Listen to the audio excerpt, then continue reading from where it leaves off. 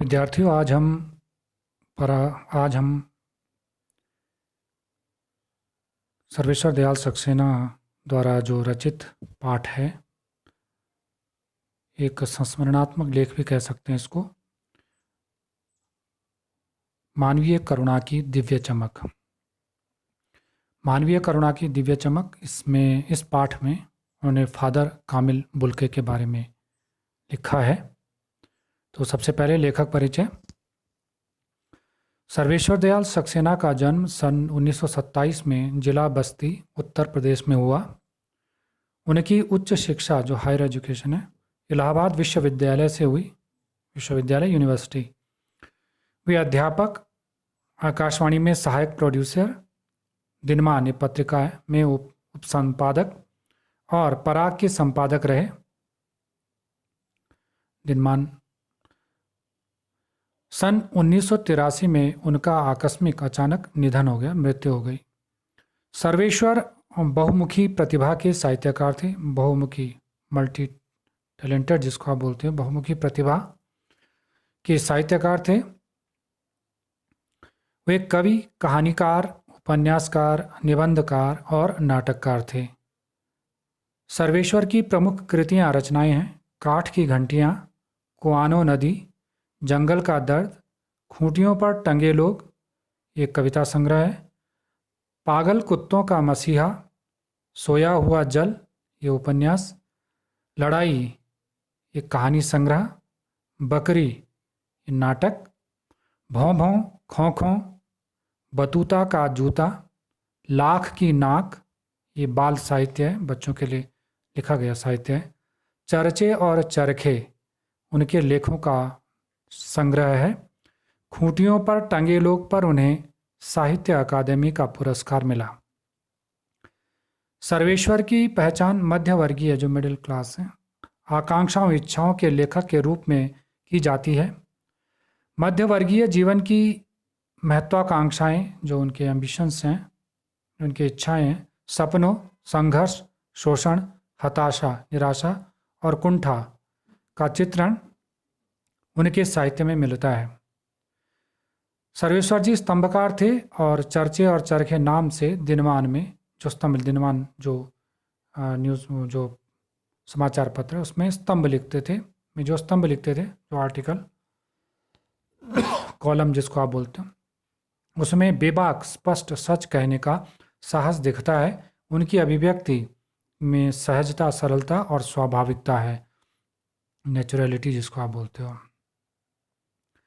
संस्मरण स्मृतियों से बनता है। जो कोई भी संस्मरण है वो स्मृतियों, यादों से बनता है। कोई भी संस्मरणात्मक जो रचना होती है वो यादों से बनती है, और स्मृतियों की विश्वसनीयता, उस यादों में कितनी विश्वसनीयता उसे महत्वपूर्ण बनाती है।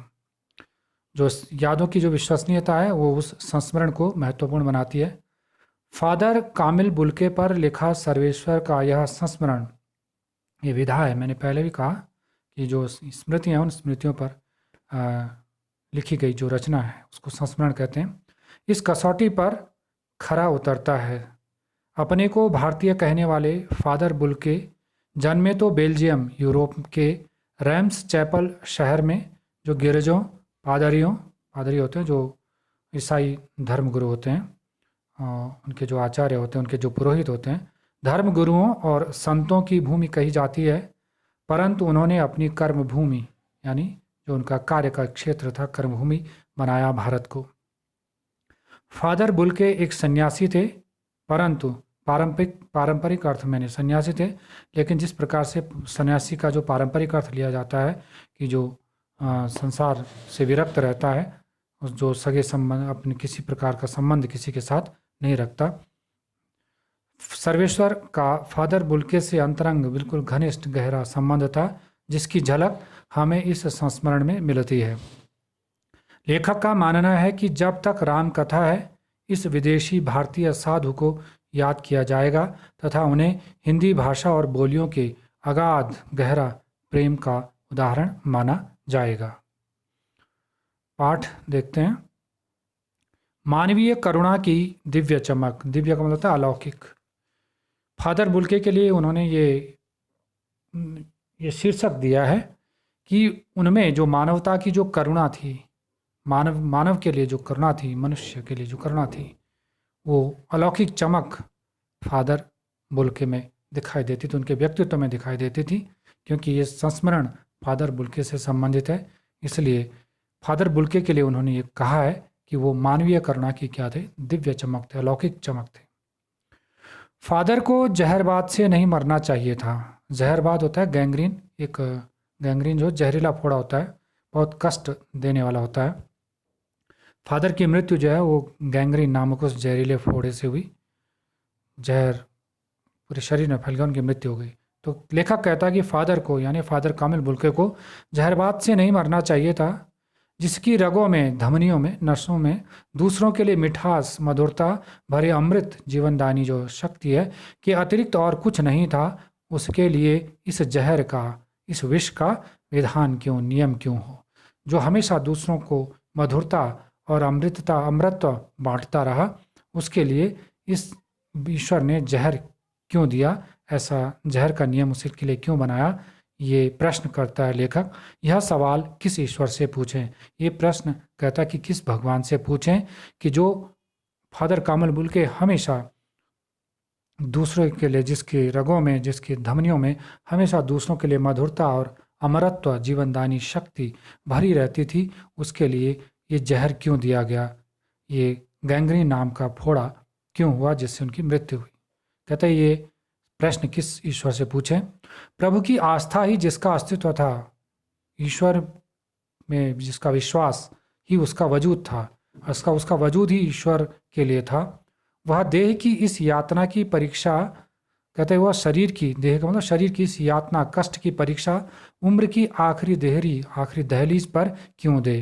प्रश्न है कि ईश्वर में जिसका अगाध विश्वास था, उसको उम्र के आखिरी पड़ाव यानी वृद्धावस्था में इस प्रकार का कष्ट क्यों दे, इस प्रकार की परीक्षा, इस प्रकार का शारीरिक कष्ट दे करके ईश्वर ने उसे किस बात की परीक्षा ली।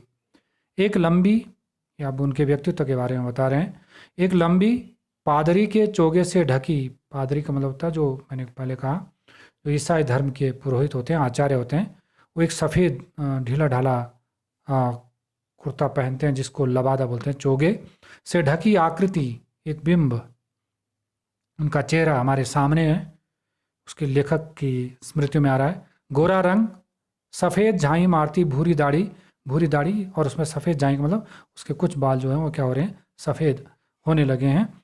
नीली आँखें, उनकी आँखें का रंग नीला था, रंग उनका गोरा, नीली आँखें, बाहें खोल गले लगाने को आतुर, अपनी भुजाओं को खोल करके बाहों गले लगाने के लिए आतुर मतलब व्याकुल, बेचैन, अर्थात हमेशा उनकी आंखों से स्नेह छलकता रहता था। इतनी ममता, इतना अपनापन इस साधु में अपने हर एक प्रियजन के लिए उमड़ता रहता था। इतना अपनत्व, इतनी ममता, इतना स्नेह जो हर उनका प्रिय व्यक्ति था उसके लिए उमड़ता रहता था, भरा रहता था। मैं 35 साल से इसका साक्षी था। मैं कौन? लेखक कौन है? सर्वेश्वर दयाल सक्सेना। कहकर 35 साल से इसका साक्षी था, गवाह था, अर्थात लेखक 35 साल से फादर कामिल बुल्के के संसर्ग में रहा। तब भी जब वह इलाहाबाद में थे, कहता तब भी मैं उनके साथ था जब वो इलाहाबाद में थे, और तब भी जब वह दिल्ली आते थे, और तब भी जब वह क्या करते थे, दिल्ली आते थे। आज उन बाहों का दबाव मैं अपनी छाती पर महसूस करता हूँ। कहता आज फादर नहीं है, लेकिन आज भी मैं उनकी भुजाओं का वो कसाव, वो जकड़ अपनी छाती पर क्या करता, अनुभव करता हूँ। उनके उस स्नेह आलिंगन का लेखक आज भी अनुभव करता है, उसको स्मरण करता है। अगला पैराग्राफ इम्पोर्टेंट है, पूछा जाता है अक्सर परीक्षा में। फादर को याद करना एक उदास शांत संगीत को सुनने जैसा है। पंक्ति व्याख्या चाहती है। कहता है फादर को याद करना है, अगर हम फादर को जब याद करते हैं तो मन उदास हो जाता है, और ठीक वैसे ही जैसे एक शांत संगीत को हम क्या करते हैं, सुनते हैं, वैसे ही मन क्या हो जाता है, उदास और शांत हो जाता है, बेचैन होता, शांत हो जाता है, उस उदासी में क्या हो जाता है, डूब जाता है। जैसे हम शांत संगीत सुनते हैं, वैसे ही फादर को याद करके लेखक क्या हो जाता है, उदास हो जाता है। उनको देखना करुणा के निर्मल जल में स्नान करने जैसा था। फादर को याद करने पर सारी बेचैनी, सारी उद्विग्नता शांत हो जाती है।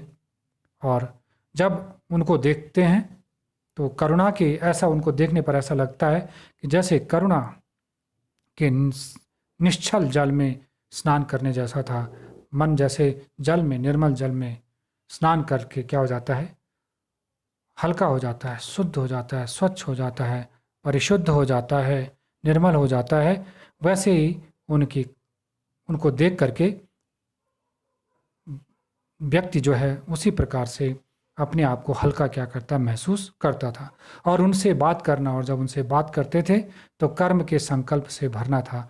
उनकी बातें इतनी प्रेरणादायक होती थी कि व्यक्ति कर्म करने के लिए क्या हो जाता, निश्चय संकल्पबद्ध हो जाता था, निश्चय कर लेता था कर्म करने का। ऐसे प्रेरक उनके शब्द होते थे, उनकी बातें होती थी। मुझे परिमल के वे दिन याद आते हैं। परिमल एक निराला की प्रसिद्ध जो काव्य संकलन है उसका नाम परिमल है। और उसी से प्रेरणा लेते हुए 10 दिसंबर 1944 को प्रयाग विश्वविद्यालय के साहित्यिक अभिरुचि रखने वाले कुछ उत्साही युवक मित्रों द्वारा परिमल समूह की क्या की गई थी, स्थापना की गई थी। तो अर्थात ये जो परिमल था ये एक साहित्यकारों की एक समूह था जो अखिल भारतीय स्तर पर, ऑल इंडिया लेवल पर गोष्ठियाँ क्या करता था, आयोजित करता, साहित्यिक गोष्ठियाँ आयोजित क्या करता था, जिनमें कहानी, कविता, उपन्यास, नाटक आदि पर खुली आलोचना और उन्मुक्त बहस क्या क्या कहते की जाती थी। इसका कार्यक्षेत्र क्या था, इलाहाबाद, जौनपुर, मुंबई, मथुरा, पटना आदि में इसकी शाखाएं थी। तो उनका ये परिमल जो है वो साहित्यकारों का क्या एक समूह है। तो परिमल के वे दिन याद आते हैं जब हम सब एक परिवार की रिश्ते में क्या थे, बंधे जैसे थे। अर्थात सभी जो साहित्यकार, उस परिमल समूह के जितने भी साहित्यकार थे वो सब एक परिवार की भांति रहते थे। और उसके बड़े, अर्थात उसके जो गार्जियन जिसको आप बोलते हैं, उसके जो अभिभावक, जैसे परिवार का जो बड़ा व्यक्ति होता है वैसे ही उसके बड़े कौन थे, फादर बुल के थे। हमारे हंसी मजाक में वह निर्लिप्त शामिल रहते थे। निर्लिप्त का मतलब जिसमें आसक्ति नहीं रहती थी, जो लिप्त ना हो, अर्थात उसमें उससे उन्हें कोई फर्क नहीं पड़ता था। हमारी गोष्ठियों में वह गंभीर बहस करते, और जब साहित्यिक गोष्ठियाँ आयोजित की जाती थी तो उसमें वो गंभीर बहस करते थे हमारी रचनाओं पर। और जो उस साहित्यकार, क्योंकि साहित्यकारों की गोष्ठी थी तो साहित्यकारों का समूह था, तो वो जो साहित्यकार जो भी रचना रचता था, जो भी साहित्यकार जो भी रचना रचता था उस पर अपनी स्पष्ट राय और सुझाव देते। और हमारे घरों के किसी भी उत्सव में, और जब घर में कोई उत्सव और संस्कार होता, कोई भी संस्कार होते, तो उसमें वो बड़े भाई और पुरोहित जैसे खड़े हो हमें अपने आशीषों से, अपने आशीर्वाद से क्या कर देते थे, भर देते थे। मुझे अपना बच्चा और फादर का उसके मुख में पहली बार अन्न डालना याद आता है। लेखक कहता है कि मुझे अपना बच्चा और फादर के द्वारा जब अन्नप्राशन के समय उसके मुख में फादर ने पहली बार क्या डाला था, अन्न डाला था, वो याद आता है। और नीली आंखों में, उनकी जो नीली आंखें थीं, उनकी आंखों में चमकता तैरता वात्सल्य, बच्चों के लिए जो स्नेह भाव था, वो भी जैसे किसी ऊंचाई पर देवदारू की छाया में खड़े हों। जैसे किसी ऊंचाई पर जब व्यक्ति जब किसी ऊंचाई पर चढ़ते चढ़ते वह क्या हो जाता है, थक जाता है, तो जो देवदारू की जो शीतल छाया होती है, घनी छाया होती है, घनी शीतल छाया होती है, वह उस पथिक को, ऊंचाई पर चढ़ने वाले उस व्यक्ति को क्या देता है, एक शांति देता है, एक विश्रांति देता है, एक शांति और सुख का अनुभव देता है। वैसे ही फादर के संसर्ग में रह करके लेखक को सुख और शांति का अनुभव होता था। अब वो बात करते हैं फादर के बारे में। कहाँ से शुरू करें? इलाहाबाद की सड़कों पर फादर की साइकिल चलती दिख रही है। वह हमारे पास आकर रुकती है, मुस्कुराते हुए उतरते हैं। फादर मुस्कुराते हुए उतरते हैं। देखिए देखिए, मैंने उसे पढ़ लिया है और मैं कहना चाहता हूँ।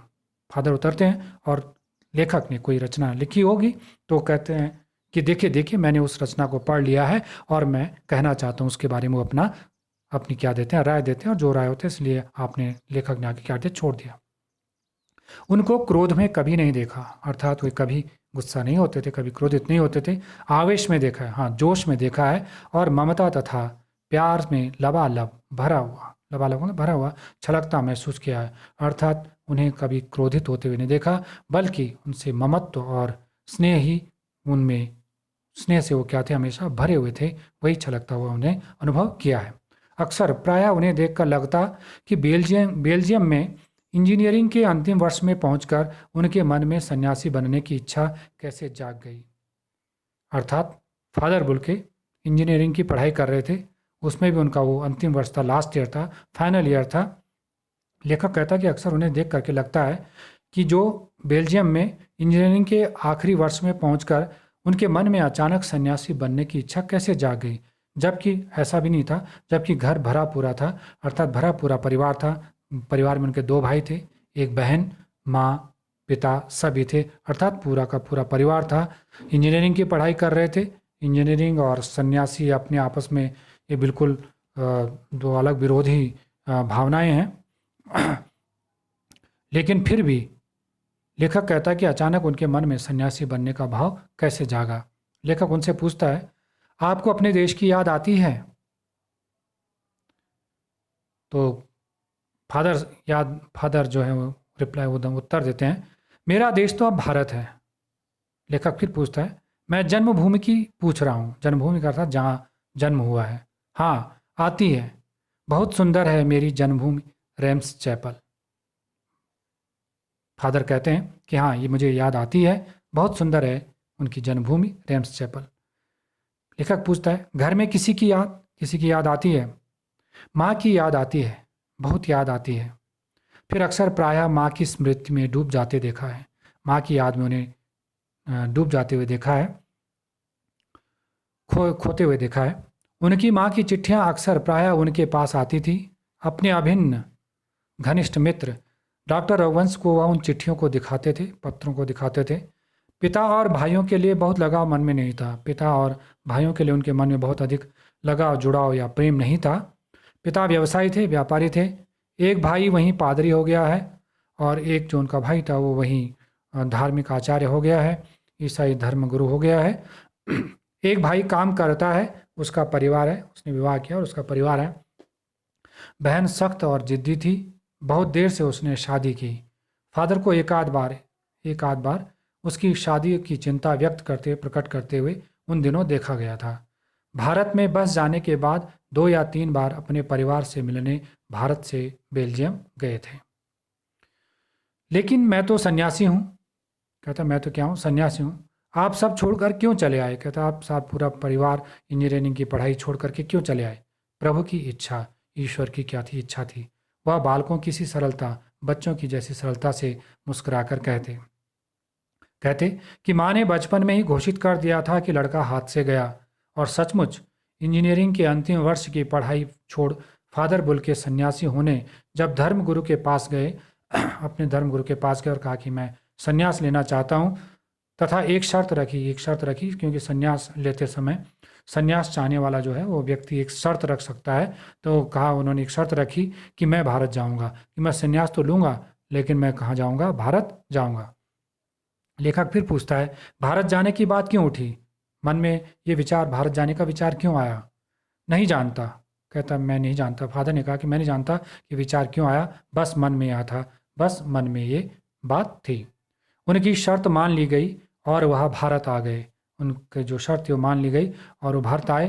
पहले जिसेट संघ, ईसाइयों का संघ है, में 2 साल पादरियों, जो ईसाई धर्म गुरु हैं, ईसाइयों आचार्य हैं, पुरोहित हैं, के बीच धर्माचार की शिक्षा, धर्म का आचरण कैसे करना है और धर्म की आचरण की पढ़ाई की। फिर 9-10 वर्ष दार्जिलिंग में पढ़ते रहे। 9-10 वर्ष दार्जिलिंग में पढ़ते रहे।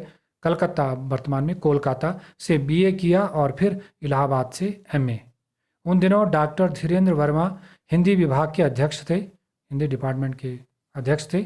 शोध प्रबंध जो थीसिस है प्रयाग विश्वविद्यालय के हिंदी विभाग में रहकर 1950 में पूरा किया। उनका जो शोध प्रबंध था, थीसिस था, वो उसका नाम क्या था? राम कथा उत्पत्ति और विकास। परिमल में उसके अध्याय पढ़े गए थे। परिमल आपको बताया गया, परिमल में जो साहित्यकारों की जो गोष्ठी थी उसमें उस राम कथा उत्पत्ति और विकास के अध्याय पढ़े गए थे। फादर ने मातरलिंक के प्रसिद्ध नाटक, मातरलिंक के नाटककार हैं, उनके प्रसिद्ध नाटक ब्लू बर्ड का रूपांतर, उसका अनुवाद भी किया है किस नाम से? नील पंछी के नाम से। बाद में वह सेंट जेवियर्स कॉलेज रांची में हिंदी तथा संस्कृत विभाग के विभागाध्यक्ष यानी एचओडी हो गए और वहीं उन्होंने अपना प्रसिद्ध अंग्रेजी हिंदी कोश यानी डिक्शनरी, अंग्रेजी हिंदी डिक्शनरी तैयार किया और बाइबल का अनुवाद भी, और बाइबल जो उनकी पवित्र ग्रंथ है ईसाइयों का, उसका अनुवाद भी किया। और वहीं बीमार पड़े, पटना आए, दिल्ली आए और चले गए, अर्थात उनकी मृत्यु हो गई। 47 वर्ष देश में रहकर, 47 वर्ष भारत में रहकर और 73 वर्ष की जिंदगी जीकर 73 वर्ष की आयु में उनकी मृत्यु हो गई और 47 वर्ष वह भारत में रहे। तो इतना, आज इतना ही, फिर शेष अगले वीडियो में। धन्यवाद।